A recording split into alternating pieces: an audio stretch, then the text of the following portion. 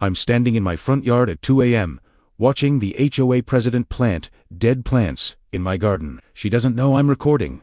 She doesn't know what I'm about to discover, and she definitely doesn't know this will destroy her entire empire. But let me back up. Let me tell you how this nightmare began. My name is Michael Torres, and 6 months ago, I thought I was making the best decision of my life. After a painful divorce that left me emotionally drained and financially stretched, I needed a fresh start. My kids, Emma and Lucas, needed stability. When I found a beautiful 3-bedroom house in Meadowbrook community, it felt like a sign from the universe. The neighborhood looked perfect. Manicured lawns stretched as far as the eye could see. Children played on tree-lined streets. The community pool sparkled in the afternoon sun. The realtor assured me it was a family-friendly community with reasonable HOA fees of just $150 per month. The neighborhood keeps everything pristine, she said with a bright smile. You'll love it here. I should have asked more questions. Move-in day was a Saturday in late March.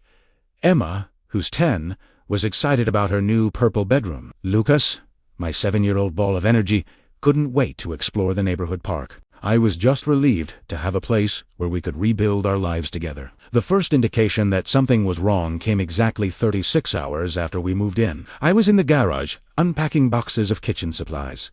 When my doorbell rang, standing on my porch was a woman in her mid-50s, with a perfectly styled blonde bob, designer sunglasses perched on her head, and a navy blue blazer that probably cost more than my monthly mortgage payment. Mr. Torres. Her smile didn't reach her eyes. I'm Karen Whitmore, president of the Metobrook community, HOA. Welcome to the neighborhood. She extended her hand. Her grip was firm, almost aggressive. Thank you, I said, genuinely pleased. It's great to meet you. The neighborhood is beautiful. It is, isn't it? Karen's smile tightened. We work very hard to maintain our standards, which brings me to why I'm here. She pulled out a clipboard from her leather portfolio. I'm afraid I need to inform you of several violations. My stomach dropped. Violations. I just moved in yesterday. Yes. Well, our community has very specific guidelines.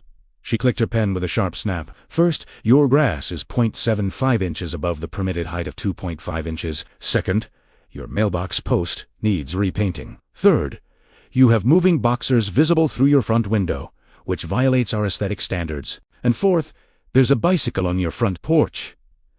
I stared at her, trying to process what I was hearing. The bicycle belongs to my daughter. We just moved in. We're still unpacking. I understand, Mr. Torres, but rules are rules. She tore off a pink sheet from her clipboard and handed it to me. You have 72 hours to correct these violations, or face fines of $50 per day per violation. My hands shook as I took the paper. $200 per day in fines for grass that was less than an inch too long. Mrs. Whitmore? It's President Whitmore during official HOA business, she corrected, her voice ice cold. I suggest you review the community guidelines. They were included in your closing documents. Have a wonderful day, Mr. Torres. She turned on her designer heels and walked away, leaving me standing in my doorway, holding a violation notice for a home I'd owned for barely a day. That night, I dug through my moving boxers until I found the closing documents. Buried in the stack was a 73-page HOA covenant document. I started reading, my disbelief growing with every page. Grass height between 1.75 and 2.5 inches. Mailbox posts must be colonial white. Code number SW7030. No toys visible from the street between the hours of 8 p.m. and 8 a.m. No vehicles parked in driveways overnight unless they were manufactured within the last 7 years. No garden decorations except approved seasonal wreaths. The list went on and on. I spent my entire Sunday addressing the violations. I mowed the lawn, my hands blistering on the mower handle. I repainted the mailbox post. I moved Emma's bicycle to the garage. I closed all the curtains so the unpacked boxers weren't visible from the street. On Monday morning, I was at my new job at Patterson Architecture firm by 8 a.m. sharp. I was grateful for the work, grateful for the chance to rebuild my career. My boss, Janet, was understanding about my divorce and my need for flexible hours to handle school pickups. I left work at 3:15 p.m. to get the kids from school. When we pulled into our driveway, there was another pink notice taped to my front door. Dad, what's that? Emma asked, her voice worried. Nothing, sweetheart. Just neighborhood stuff. Why don't you two go inside and start your homework? My hands trembled as I read the new notice. 3 new violations. My trash can was visible from the street after 8 a.m. on collection day. My front door wreath was not on the approved list. And apparently, my garage door had been left open for more than 30 minutes the previous day while I was mowing the lawn. Total fines, if not corrected within 72 hours, $150 per day. I called the HOA office immediately. A bored-sounding receptionist informed me that President Whitmore was unavailable but would return my call within 3 to 5 business days. She never called back. Over the next 3 weeks, I received 14 more violation notices, each one more absurd than the last. My son's chalk drawings on our driveway. The timer on my sprinkler was 60 seconds too long. My car was parked 0.3 meters too far forward in my driveway. Emma left her backpack on the front porch for 20 minutes. I complied with every single one. I was exhausted. I was spending my evenings walking around my property with a measuring tape, making sure everything was exactly perfect. My kids started asking me why I was so stressed. It's just new house stuff. I lied. Everything's fine. But everything was not fine. The breaking point came on a Tuesday evening in late April. I was making dinner when Lucas ran inside, crying, "Dad, Dad." The mean lady yelled at me. I dropped the spatula and knelt down, checking him over. "What mean lady? Are you hurt?" The lady with the fancy clothes. She said I was being too loud at the park. She said if I don't shut up, she'll make us move away. My blood turned to ice. I held my son close, feeling his small body shake with sobs. "Show me where this happened." Lucas led me to the community park, just 2 blocks from our house. It was empty now, the sun setting behind the playground equipment, but I knew exactly who he was talking about. Karen Whitmore had threatened my 7-year-old son. That night, after the kids were asleep, I did something I should have done weeks ago. I started researching Karen Whitmore. Her Facebook profile was public. Photos of charity, galas, ribbon-cutting ceremonies, neighborhood beautification awards. She was on the board of 3 local organizations. Her husband, David Whitmore, owned Prestige Property Management. They lived in a 5,000-square-foot house at the end of Maple Ridge Drive, the most expensive street in Meadowbrook. I dug deeper. I found the HOA meeting minutes from the past 2 years. Karen's name appeared constantly, always voting to increase fines, always voting to deny variance requests, always voting to foreclose on homes with unpaid violations. Wait, foreclose. I clicked on a document from 8 months ago. A home on Birch Street had been foreclosed by the HOA for unpaid violations, totaling $18,000. The property was sold at auction. The buyer, Prestige Property Management, David Whitmore's company. I felt my pulse quicken. I searched for more foreclosures. Found another one. Then another. In the past 2 years, 6 homes in Metobrook had been foreclosed by the HOA for unpaid violations. Every single one had been purchased by Prestige Property Management. This couldn't be a coincidence. I was about to close my laptop when I received an email notification. It was from the Meadowbrook HOA office. The subject line made my blood run cold. Urgent. Foreclosure notice.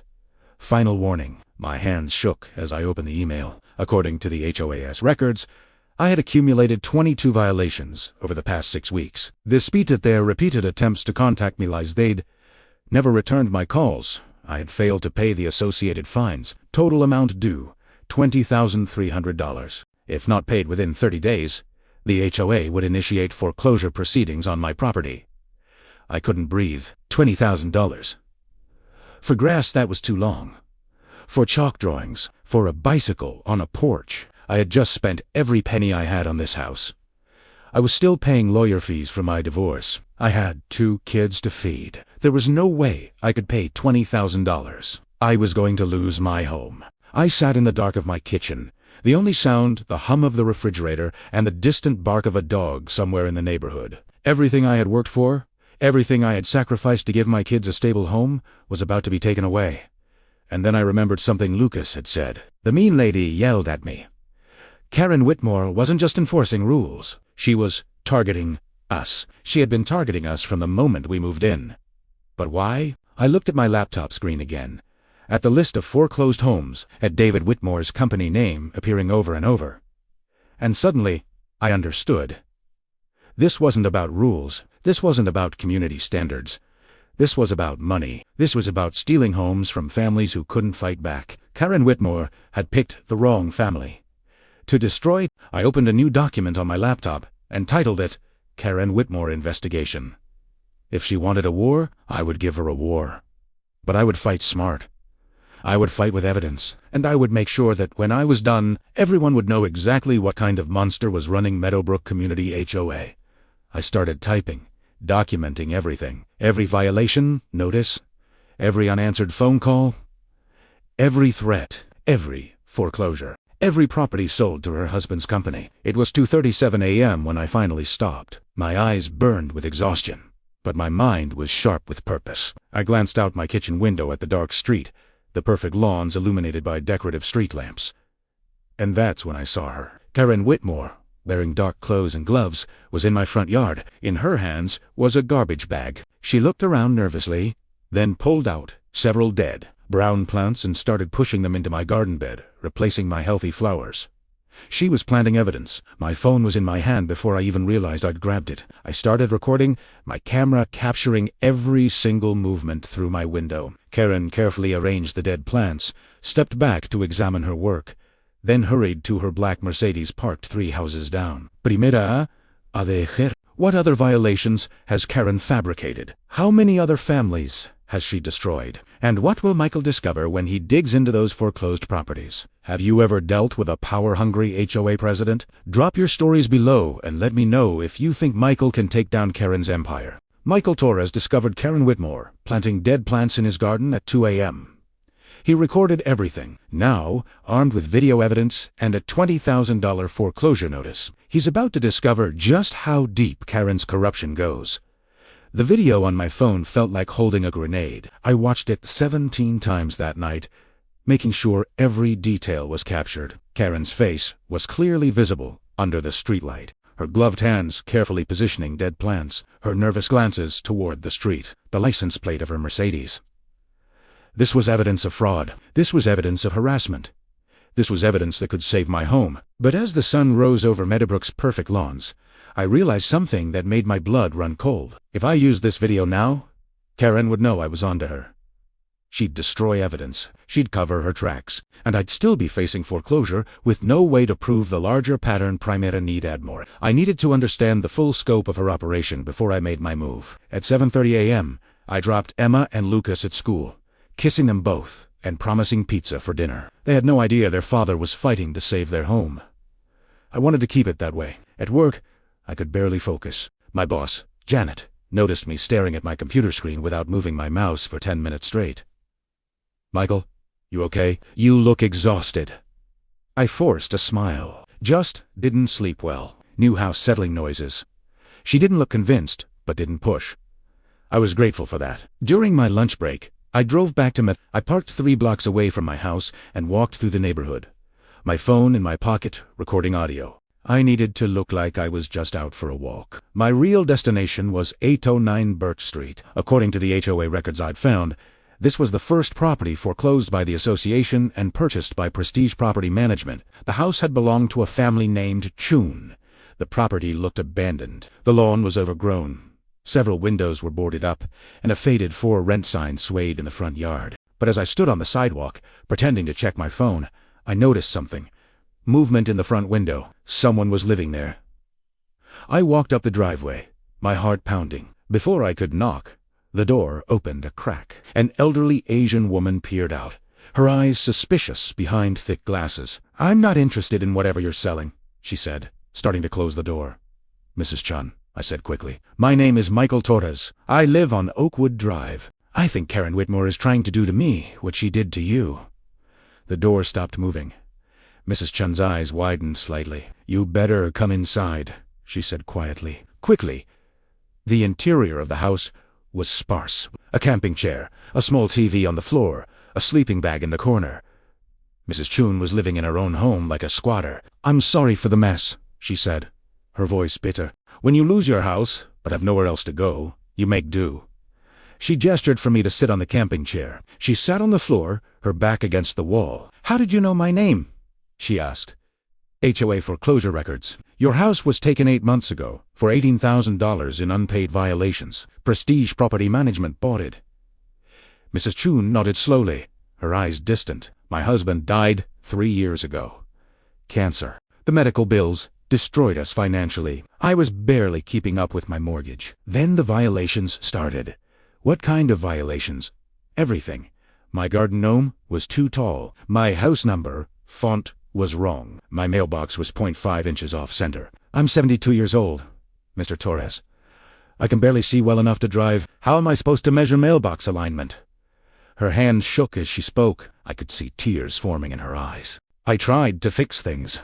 I really did. But every time I fixed one violation, 3 more appeared. The fines piled up. $50 per day, per violation. I called the HOA office every single day. They never called back. That sounds exactly like what's happening to me, I said. I've been here 6 weeks, and I already have $20,000 in fines. Mrs. Chun looked at me with sad, knowing eyes.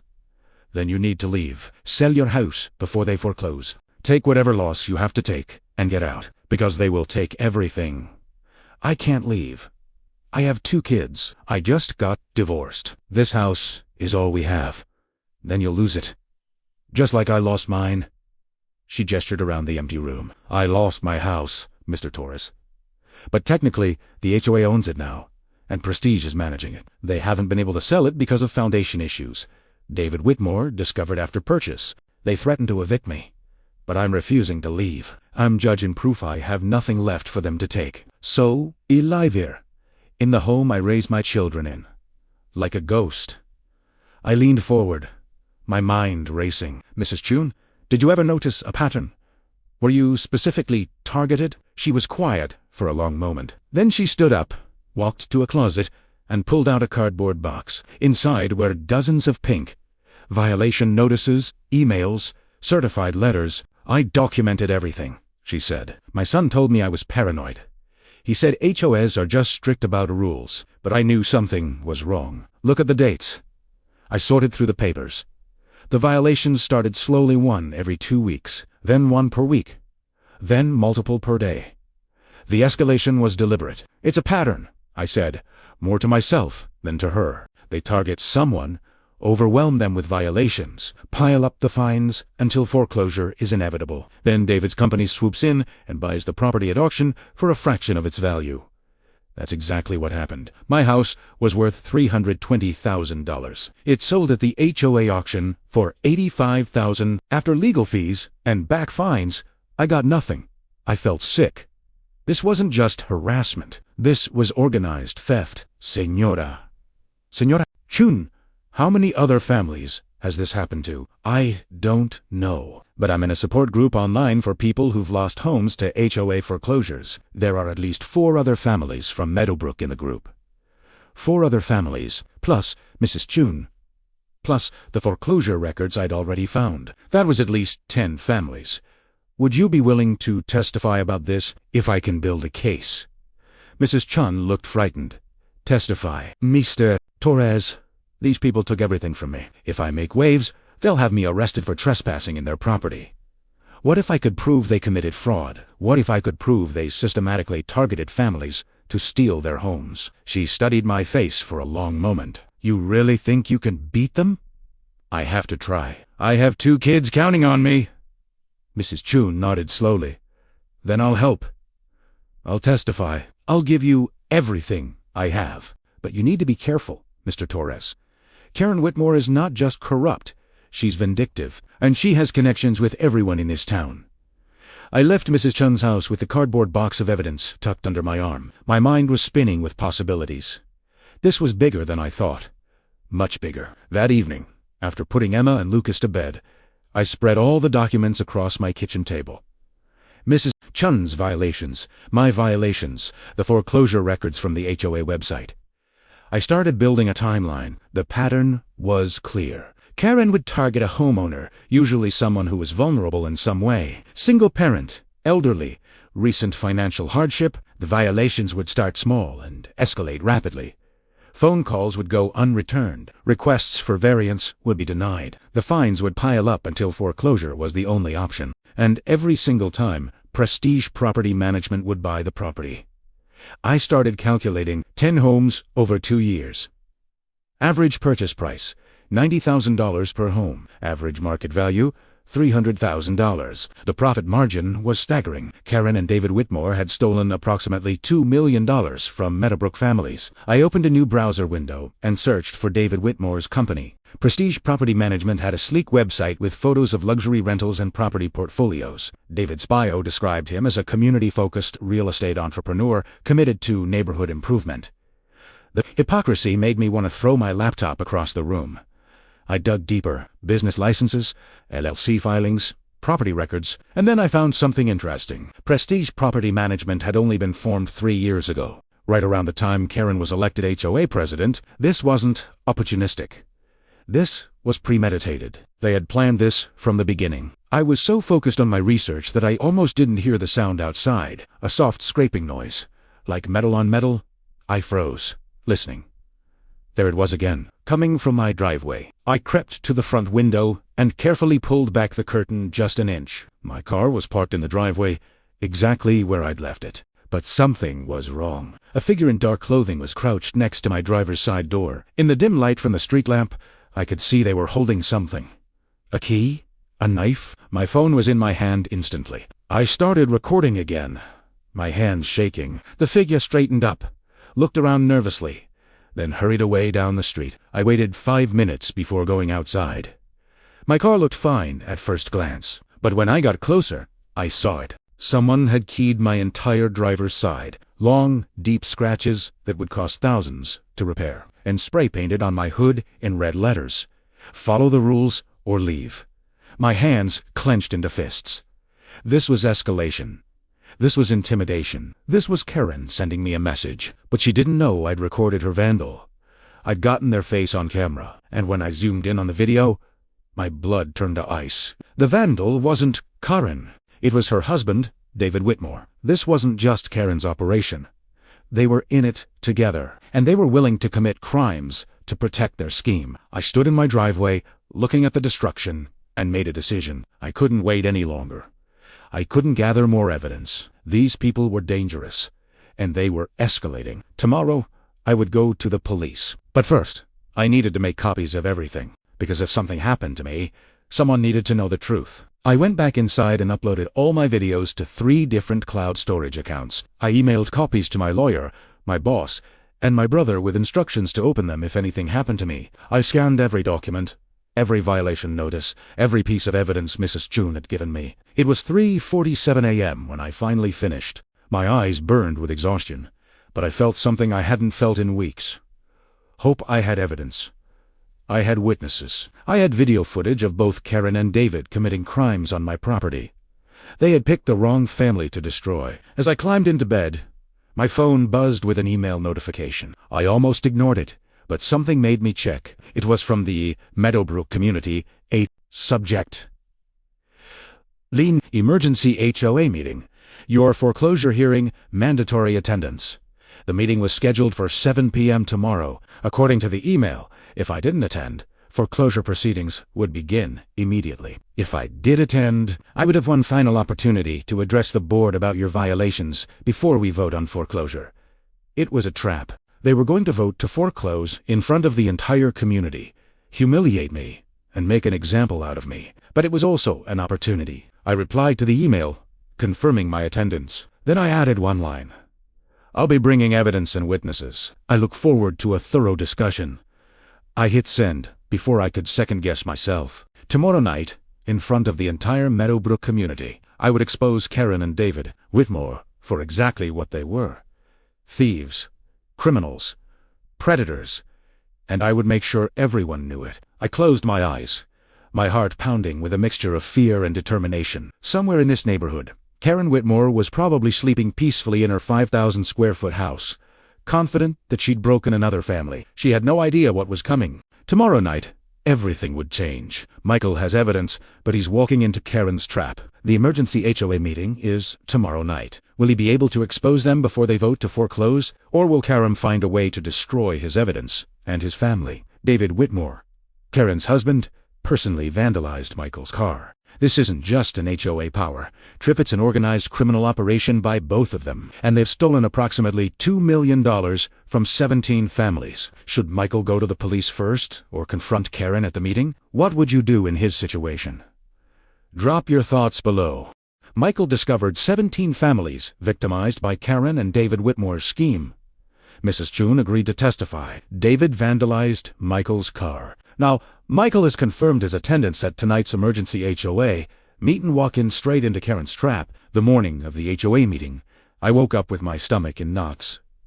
Emma noticed at breakfast. "Dad, you look worried," she said, pushing her cereal around her bowl. I forced a smile. "Just work stuff, sweetheart. Nothing for you to worry about." Lucas looked up from his cartoon. "Is it the mean lady again?" My heart broke a little. My 7-year-old shouldn't have to worry about things like this. I'm handling it. Buddy, I promise. After dropping the kids at school, I didn't go to work. I called Janet and told her I had a family emergency. It wasn't a lie. Instead, I drove to the Meadowbrook Community Center, where the meeting would be held. I needed to see the space, understand the layout, figure out where I'd stand when I presented my evidence. The main hall was larger than I expected. Rows of folding chairs faced a raised platform where the HOA board would sit. I counted the chairs, room for at least 150 people. Karen wanted an audience for my destruction. I took photos of everything with my phone, then left before anyone could question why I was there. My next stop was the police station. The officer at the front desk looked bored as I explained my situation. Fabricated HOA violations, property foreclosure scheme, video evidence of vandalism, and fraud. "Sir, HOA disputes are civil matters," he said, barely looking up from his computer. "You'll need to handle this through the courts. But I have video evidence of crimes being committed on my property. File a report online. Someone will contact you within 5 to 7 business days." 5 to 7 business days. I'd be foreclosed by then. What about the fraud? The systematic targeting of families. Again, sir, that's a civil matter. HOA disputes go through civil court, not criminal court. I left the police station feeling defeated. Karen had been right to feel untouchable. The system was built to protect people like her. But I wasn't done yet. I spent the afternoon reaching out to every person I could find who'd lost their home to Meadowbrook HOA foreclosure. Mrs. Chun had given me names from her online support group. I found 3 people still living in the area. Robert Martinez had lost his home 2 years ago after his wife died, and he fell behind on both his mortgage and HOA fees. The violations started immediately after her funeral. Sandra Williams was a single mother who'd lost her house 18 months ago. Her violations began the week after she lost her job. James Park was a veteran with PTSD. His home was foreclosed 15 months ago after Karen cited him for disturbing the peace when he had a panic attack in his front yard. All of them agreed to attend the meeting tonight. All of them wanted justice. By 4 p.m., I had 5 witnesses ready to testify, plus all my documentation, plus video evidence of both Karen and David committing crimes. I felt ready. I felt prepared. I should have known Karen wouldn't make it that easy. At 5:30 p.m., as I was getting dressed for the meeting, my doorbell rang. Standing on my porch was a woman in a gray pantsuit holding a clipboard. Michael Torres. Yes. I'm Rebecca Chun from Child Protective Services. We received a report about potential neglect and unsafe living conditions for minors at this address. My blood turned to ice. What? That's insane. My kids are fine. I'm sure they are, Mr. Torres. But I need to conduct a home inspection. It's standard procedure. May I come in? I wanted to refuse. I wanted to slam the door in her face. But I knew that would only make things worse. Of course, I said, stepping aside. Rebecca walked through my house with clinical efficiency. She checked the refrigerator, the bedrooms, the bathrooms. She took photos. She made notes. Everything looks fine here, Mr. Torres, she said. After 20 minutes, your home is clean and well maintained. Your children have their own beds, clean clothes, adequate food. So we're done. For now. But I'll need to schedule a follow-up visit to interview your children at their school. Just routine. She handed me a card and left. I checked the time. 6:15 p.m. The meeting started at 7. Karen had timed this perfectly. She wanted me rattled, distracted, running late. I grabbed my laptop bag with all my evidence and headed to my car. That's when I noticed my driver's side window was smashed. Glass covered the front seat, and my laptop bag was gone. No, no, no, no. I ran back inside, my hands shaking as I grabbed my backup phone. I'd uploaded everything to the cloud. The evidence was still there. But my organized presentation, my printed documents, my carefully prepared case, all of it was in that stolen laptop bag. I looked at my watch. 6:27 p.m. Karen was trying to break me, but she'd forgotten one thing. I didn't need fancy presentations. I didn't need printed documents. I had the truth, and I had witnesses who'd lived through her crimes. I cleaned the glass off my seat as best I could, covered the broken window with a garbage bag and duct tape, and drove to the community center. The parking lot was already full. I counted at least 70 cars. Karen had mobilized the entire neighborhood. As I walked toward the building, I saw her. She was standing near the entrance, greeting residents like she was hosting a party. Designer, dress, perfect makeup, that same cold smile. Our eyes met across the parking lot. She raised her hand and waved, slow and deliberate, a queen acknowledging a peasant before the execution. I walked past her without a word and entered the building. The main hall was packed. Every chair was filled. People lined the walls. I recognized some faces from around the neighborhood. Most looked curious. Some looked sympathetic. A few looked hostile. I spotted Mrs. Chun sitting in the back row. She gave me a small nod. Robert, Sandra, and James were scattered throughout the crowd. The HOA board sat at a long table on the raised platform. 5 people total. Karen sat in the center chair, flanked by 2 men and 2 women I didn't recognize. All of them looked expensive, well-fed, and utterly indifferent to the lives they were about to destroy. At exactly 7 p.m., Karen stood and tapped her microphone. Good evening, Meadowbrook residents. Thank you all for attending tonight's emergency meeting. We have some serious business to discuss regarding property violations and community standards. Her voice was smooth, professional, reasonable, the voice of someone who cared deeply about rules and order. As you all know, our community has thrived because of our commitment to maintaining property values and aesthetic standards. When residents repeatedly violate our covenants, it affects everyone. She turned her gaze directly to me. Tonight, we'll be voting on foreclosure proceedings against Michael Torres of 8. Despite numerous attempts to contact him and work with him, he has refused to comply with our community standards. Murmurs rippled through the crowd. I saw heads turn to look at me. Some faces showed judgment. Others showed pity. Karen continued. Mr. Torres requested the opportunity to address the board before we vote. Mr. Torres, you have the floor. I stood up. My legs felt shaky, but my voice was steady. Thank you, President Whitmore. I appreciate the opportunity to speak. I walked to the front of the room. Behind me, I heard chairs shifting as people leaned forward to listen. 6 weeks ago, I moved to Meadowbrook with my 2 children. We were looking for a fresh start after a difficult divorce. This seemed like the perfect community. Safe. Beautiful. Family-friendly. I paused, looking around the room. Within 36 hours of moving in, I received my first violation notice. Grass, too long. Mailbox wrong color. Moving boxers, visible through windows. A bicycle? On the porch, I saw some people nodding. They understood. They probably received similar notices. Over the next 6 weeks, I received 22 violation notices. I fixed every single one.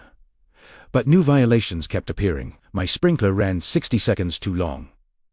My son drew on the driveway with chalk. My car was parked 3 inches too far forward.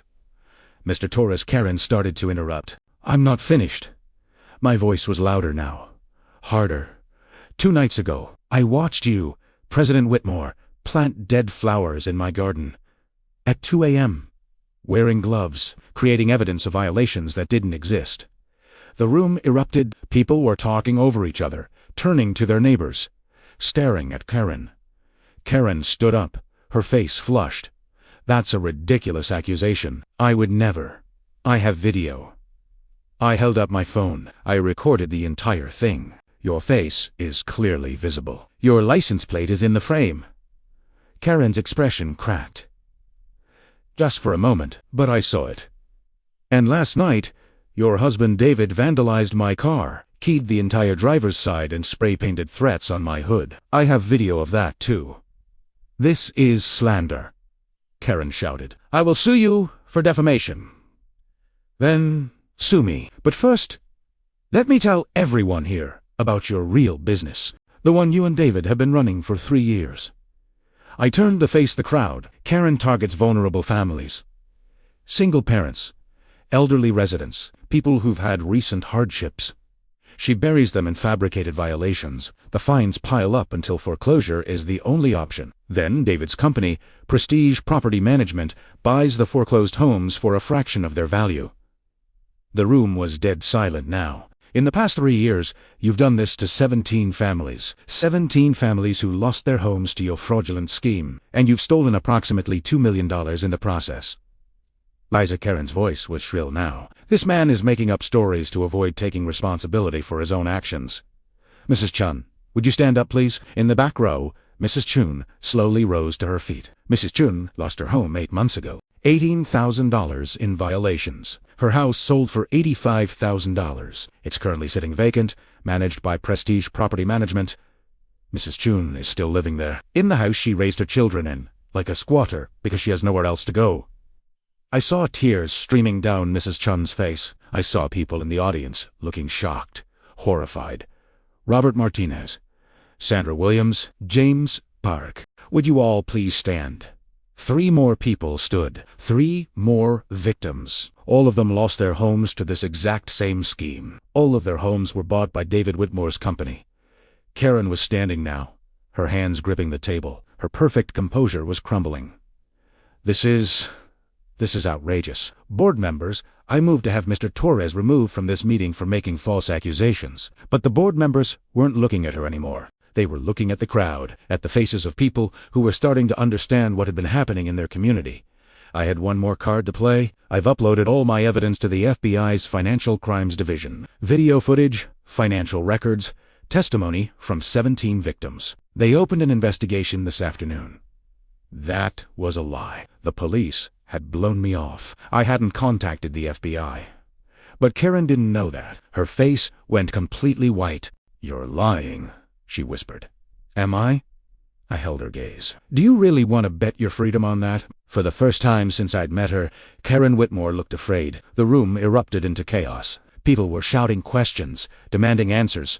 Board members were arguing with each other. Residents were pulling out their phones, probably calling lawyers, reporters, the police. And in the middle of it all, Karen sat down heavily in her chair, her perfect world collapsing around her. I walked out of the community center into the cool evening air. My phone was already buzzing with messages. The local news had somehow gotten word. A reporter wanted an interview, but all I could think about was getting home to my kids. As I reached my car with its taped-up window, I heard footsteps behind me. It was Karen. Her makeup was smudged. Her hair had come loose from its perfect style. She looked 10 years older. "You've destroyed everything," she said, her voice hollow. "No," I said quietly. "You destroyed 17 families. I just made sure everyone knew about it." She stared at me for a long moment, then turned and walked away. I drove home, my hand still shaking on the steering wheel. When I walked in, Emma and Lucas were playing video games in the living room. My mom had come to watch them during the meeting. "How did it go?" my mom asked quietly. I looked at my kids, safe and happy in our home. "We're going to be okay," I said, and for the first time in 6 weeks, Primera Belli Bed Italiano. Michael exposed Karen in front of the entire community. But he lied about the FBI investigation. Will his bluff be enough, or will Karen and David find a way to retaliate before real authorities get involved? Michael took a huge risk by bluffing about the FBI. Was it the right move? What do you think happens next? Let me know in the comments. Michael exposed Karen and David's scheme in front of the entire community. He bluffed about an FBI investigation. Karen's perfect facade crumbled. But the real battle is just beginning. The morning after the meeting, my phone wouldn't stop ringing. News reporters, lawyers, other Metobrook residents who'd received suspicious violations, and at 9:32 a.m., a call that changed everything. "Mr. Torres, this is Special Agent Jennifer Martinez with the FBI's Financial Crimes Unit. I saw the news coverage of last night's HOA meeting. I'd like to discuss your allegations against Karen and David Whitmore." My bluff had become reality. Agent Martinez arrived at my house 2 hours later with her partner, Agent Lee. I showed them everything. The videos of Karen planting dead flowers. David vandalizing my car. Mrs. Chun's documentation, the foreclosure records, the pattern of 17 families losing their homes. This is substantial, Agent Martinez said, scrolling through my evidence on her laptop. Property fraud, wire fraud, conspiracy, extortion. We're looking at multiple federal charges. How long will the investigation take? I asked. We move fast when we have this much evidence. Give us 72 hours. Those 72 hours felt like 72 years. I kept Emma and Lucas home from school, worried about retaliation. My mom stayed with us. We watched movies, played board games, pretended everything was normal. But I kept checking my phone, waiting for news. On the third day, Agent Martinez called. Mr. Torres, we've made arrests. Karen and David Whitmore are in federal custody. We also arrested Richard Morrison, the HOA accountant who helped falsify records. I thought you'd want to know. I sat down heavily on my couch, my hands shaking. It's really over. The criminal case is just beginning. But yes, they're in custody. They won't be bothering you or anyone else in Metobrook anymore. I hung up and immediately called, Mrs. Chun. We got them, I said when she answered. The FBI arrested Karen and David this morning. Mrs. Chun was silent for a long moment. Then I heard her crying softly. Thank you, she whispered. Thank you for believing me, for fighting when I couldn't. Over the next 3 months, the case dominated local news. The FBI investigation uncovered even more victims, 23 families total, not 17. The total amount stolen exceeded $3 million. Karen and David's assets were frozen. Their properties were seized. Prestige Property Management was shut down. The criminal trial began in September. I testified. Mrs. Chun testified. All 23 victims testified. The evidence was overwhelming. The jury deliberated for just 4 hours. Karen Whitmore was found guilty on 11 counts of wire fraud, conspiracy to commit fraud, and extortion. She was sentenced to 8 years in federal prison. David Whitmore received 10 years for his additional charges of property destruction and witness intimidation. Richard Morrison, the accountant, received 3 years and agreed to testify against his former employers. The civil lawsuits followed. A class action suit on behalf of all 23 families resulted in a $12 million settlement. Every family who lost their home received full restitution plus damages. Mrs. Chun got her house back. Robert, Sandra, and James got their houses back. Families that had been scattered across 3 states returned to Metobrook. The community itself transformed. The old HOA board resigned in disgrace. Emergency elections were held, and in October, 6 months after that terrible first violation notice, the residents of Meadowbrook voted me in as the new HOA president. My first act was to rewrite the entire covenant document. Reasonable rules, fair enforcement, transparent finances, no fines that could lead to foreclosure. Every homeowner got a vote on major decisions. My second act was to eliminate 80% of the old violations. Grass could be between 2 and 4 inches. Any mailbox color was acceptable. Kids could play in their yards. Chalk drawings were encouraged. Metobrook stopped being a prison disguised as a neighborhood. It became a real community. On a Saturday morning in early November, I was in my front yard, planting new flowers for ones. This time, healthy and colorful, when Emma and Lucas came running outside. Mrs. Chun brought cookies, Lucas shouted. Mrs. Chun was walking up my driveway, carrying a plate covered with foil. She looked different now. Lighter. The weight of losing her home had lifted from her shoulders. I thought we could celebrate, she said, smiling. 1 year ago today, I lost my house. Today, I'm moving back in. The restoration is finally complete. We sat on my front porch, eating cookies and watching the neighborhood come alive. Kids riding bikes, families taking walks, someone's music playing softly from an open window. You know what the best part is? Mrs. Chun said quietly. I'm not afraid anymore. For 3 years, I was afraid of pink violation notices, afraid of Karen's car driving past, afraid every single day. And now I'm just happy to be home. Later that evening, after Mrs. Chun left and the kids were in bed, I sat on my porch alone, watching the sun set over Meadowbrook's tree-lined streets. My phone buzzed. An email from the HOA account I now managed. A resident requesting permission to paint their front door blue. I replied immediately. Approved. Your home. Your choice. Welcome to the new Meadowbrook. I thought about Karen Whitmore, sitting in a federal prison cell, her empire destroyed. Part of me felt satisfaction, But mostly, I just felt relief. She'd tried to break me, tried to take everything from me and my children. She'd miscalculated on one fundamental point. She thought I was just another vulnerable target, another single parent too exhausted to fight back. She didn't realize that sometimes the people you think are weak are actually the strongest, because we have something worth fighting for. Emma appeared at the front door in her pajamas. "Dad, can we have hot chocolate?" "Absolutely," I said, standing up and ruffling her hair. "Lucas, too. He's already getting the mugs out." I followed her inside, closing the door behind me. Through the window, I could see our street, peaceful and quiet, under the street lamps, Tiswa zone. Not because of perfect lawns or matching mailboxes or strict rules, but because it was filled with families who'd survived a nightmare together, neighbors who'd stood up for each other, a community that had learned the hard way what really mattered. Karen Whitmore had tried to build a kingdom. Instead, she'd built a community strong enough to destroy her, and we were all better for it. Karen Whitmore, 8 years federal prison. David Whitmore, 10 years federal prison. 23 families compensated. Michael Torres, elected new HOA President. Meadowbrook, transformed into a real community built on fairness and respect. Justice prevailed. Have you ever stood up against corruption and won? Share your victory stories below. And remember, sometimes the people who seem powerless are actually the strongest when they fight for what matters most.